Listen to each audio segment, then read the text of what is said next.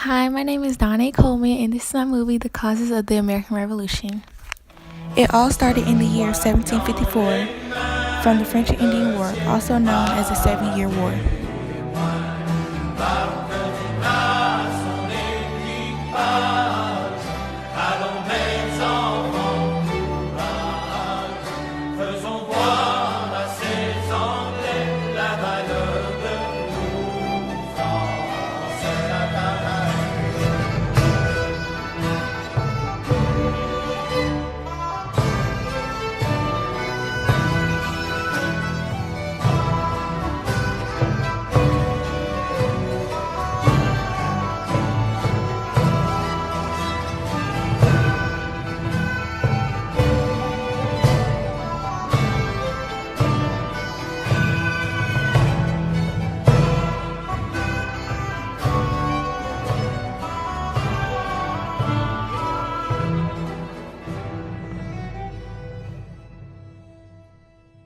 The drums did loudly beat with colors flying.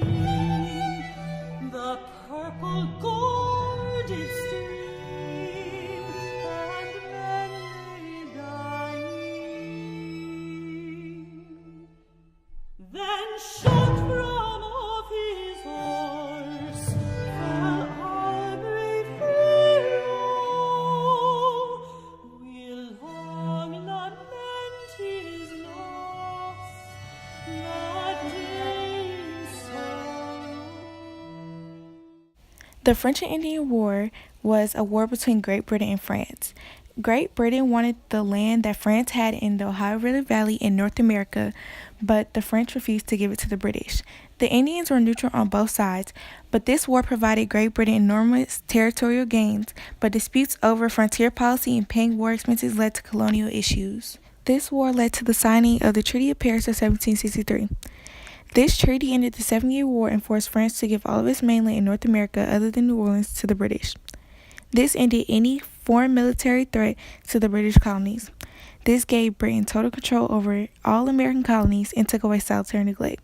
Colonists objected to the loss of their own affairs, and tensions grew. With tensions constantly growing, King George III of England issued the Proclamation of 1763. This forbade Americans to settle in lands west of the Appalachian Mountains. With the creation of the proclamation, the Parliament began to pass laws to tax the colonists in order to pay for the cost of keeping an army in America. These laws created the Taxation Acts of 1764. King George III felt the colonists should bear the burden of the expense of maintaining the colonies. There were 3 acts. These acts were the Sugar Act, the Stamp Act, and the Declaratory Act. The Sugar Act was the first law passed by the King of England that overtaxed the colonists on goods shipped to the colonies. The Stamp Act was another taxation law on the colonists. This act taxed newspapers, almanacs, legal documents, pamphlets, dice, and playing cards. The Stamp Act repealed but was replaced with the Declaratory Act, which stated that the Parliament had the right to make all laws for the colonies. The colonists were furious. This caused a general boycott of British goods, and they staged attacks. The colonists tried to appeal and protest, but they were told in reference to the Declaratory Act, the British government had free and total legislative power over the colonies. In response to these acts, secret patriotic groups who spied on the British were created, such as the Sons of Liberty, led by Sam Adams, and the Daughters of Liberty. This was the first example of colonies uniting. On March 5, 1770, the continuing tension between the British soldiers and the colonists caused a conflict known as the Boston Massacre. The colonists were upset about the Taxation Acts, and colonists started to revolt. Only 3 people died, including Crispus Attucks, but it was called a massacre to make colonists upset. Unhappy with the Tea Act imposed by Great Britain, on December 16, 1773, the colonists, Sons of Liberty, dressed as Mohawk Indians, boarded ships in the Boston harbor loaded with tea and dumped all the tea in crates into the water. This was called the Boston Tea Party. In response to the Boston Tea Party in 1774, the British Parliament passed laws against the American colonies called the Coercive Acts, also known as the Intolerable Acts. These acts closed the Boston harbor, disallowed local election and political jobs, stated that any British official who broke the law in the colonies would be tried in England and not the colonies, and it also forced the colonists to quarter British soldiers in their homes. The colonists felt the acts took away their freedoms. They reacted by saying no taxation without representation. They created the Minutemen, who were the first Continental Congress colonial militia, and the colonists boycotted British tea and all other British goods. This created a huge push toward revolution.